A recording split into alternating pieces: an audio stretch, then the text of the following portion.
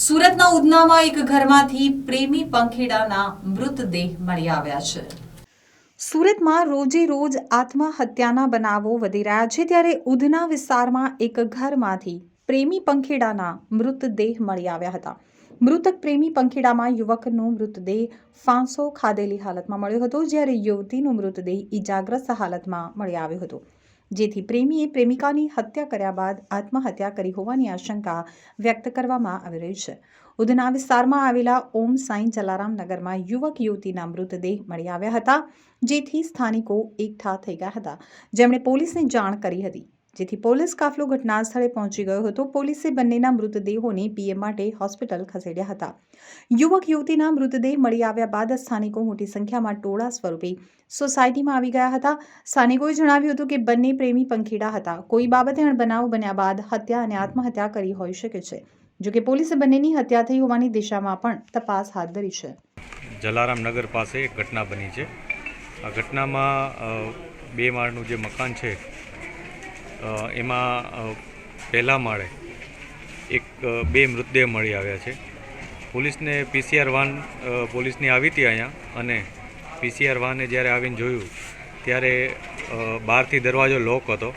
અંદર એક વ્યક્તિ પુરુષનો મૃતદેહ લટકેલી હાલતમાં, એટલે સુસાઇડ કરેલી હોય એવી કન્ડિશનમાં મળી આવેલ છે, અને એક છોકરી એનું પણ મૃતદેહ મળી આવ્યો છે, જે નીચે પડેલો હતો।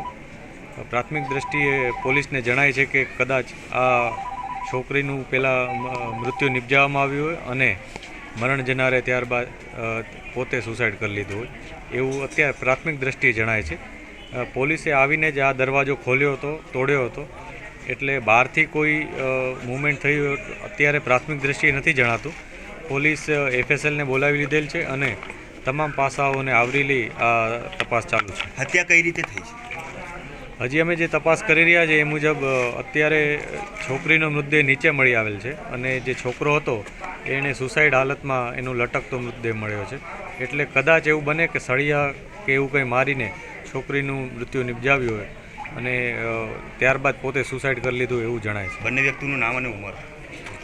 છોકરો જે છે એનું નામ વિજય ગોહિલ છે, અને છોકરીની ઉંમર અમે કન્ફર્મ કરી રહ્યા છીએ, એની એજ અને બીજી વિગતો અમે મેળવી રહ્યા છીએ। પ્રાથમિક દ્રષ્ટિએ એવું જણાય છે કે પ્રેમ પ્રકરણ હોઈ શકે, અથવા અમને આ બે વચ્ચે શું સંબંધ હતા એ પણ હજી અમે વેરીફાઈ કરી રહ્યા છીએ।